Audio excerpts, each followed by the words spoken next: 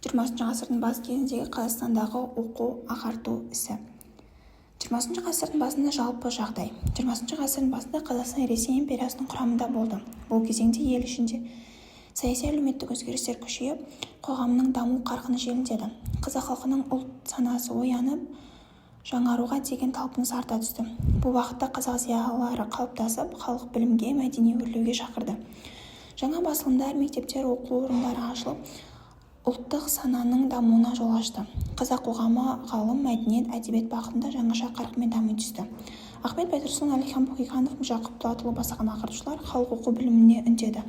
Жаңа әдістемелік мектептер ашылып, алғашқы ұлттық оқулықтар жазылды. Қазақ баспасөзі арқылы білім, ғылым, ұлттық идея кең тарады. Мешіт, медресе.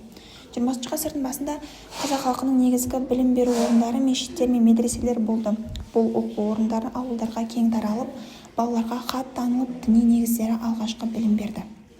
Оқыту жүйесі көп жағдайда ескі әдісте сүйенді. Сабақтар араб жазуының құсни хат үлгісімен жүргізіліп, мәтіндерді жаттау, дыбыстап оқу тәсілі басым болды.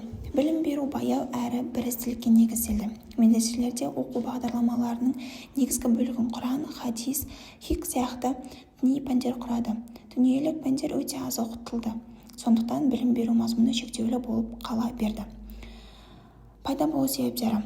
Орыс қазақ мектептері Ресей империясының әкімшілік саясатының негізінде ашылды. Мақсат жергілікті халықты империяға бейімдеу және орыс тілін тарту болды.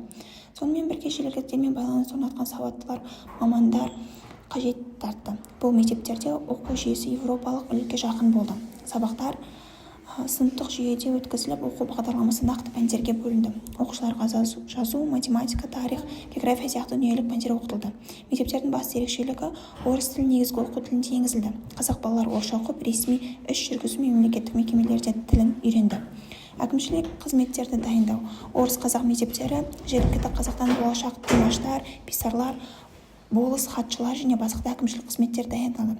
Бұл мектептер империяның әкімшілік кадрлық қажеттілігін өтеуге бағытталды. Жәдіт қозғалысының мәні. Жәдіт қозғалысы мұсылман халқының білім беру жүйесін жаңарту, заманауи ғылымды енгізу және қоғамдағы ілгерілеуді мақсатын туған мәдени ағартушылық бағыт. Оның мақсаты ескі баяу оқыту үдерістерін өзгертіп, жаңа білімге жол ашу. Жәдіт мектептер усали жәдид деп аталатын жаңа әдісті қолданды. Бұл әдіс әріптерді жеке-жеке үйретіп, оларды жылдам оқу мен жазуға бейімделетін тиімді оқу әдісі болды. Сабақтар көрнекілікке, логикалық ойлауға түсіндіріліп оқуға негізделген болатын. Жәдит мектептерде дін сабақтарымен бірге математика, география, жаратылыстану, тарих сияқты дүниетанымдық пәндер оқытылды.